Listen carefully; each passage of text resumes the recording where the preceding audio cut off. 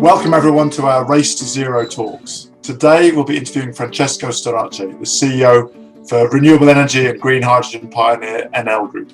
Welcome, Francesco.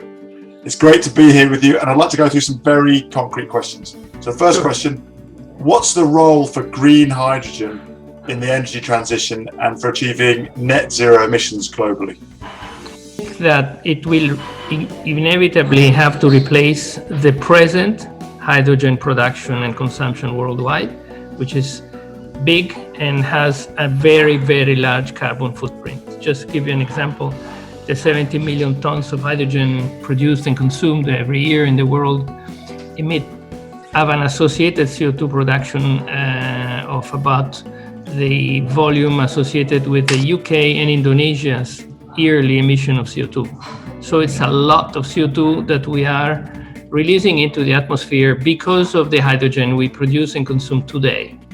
So going forward, you first of all have to think that if we have a reliable and competitive solution with green hydrogen, we can dispose of that large amount of CO2.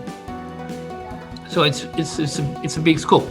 And then of course, there is a lot of additional hydrogen produced with zero carbon footprint that can come into play in other industries, particularly the steel industry, which uses hydrogen, and also in transportation on sea and possibly air, which it's not anything new. You know, planes have flown already powered by hydrogen in the past. So technically it's something that we can do. Of course, it's economically not viable today. Francesco, thank you so much for joining us for the talk. And most of all, I want to thank you for your leadership, for the energy, the enthusiasm, also the humility. It's so great for you to say, look, I don't know. Yeah.